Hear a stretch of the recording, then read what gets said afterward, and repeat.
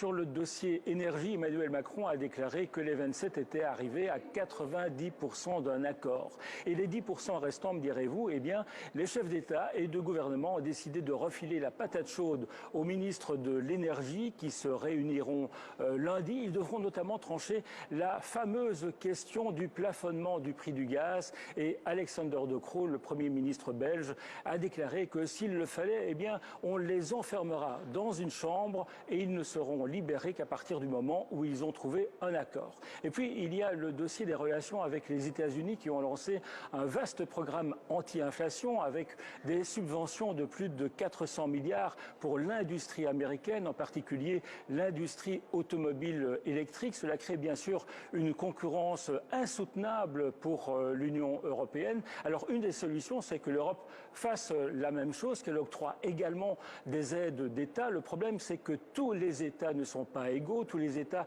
n'ont pas la même capacité d'octroyer de telles aides d'État. Il faudra donc une intervention de l'Union européenne et là aussi, les 27 ont décidé de refiler la patate chaude à la Commission européenne qui est chargée de plancher sur une proposition d'ici fin janvier 2023 et il y a du pain sur la planche.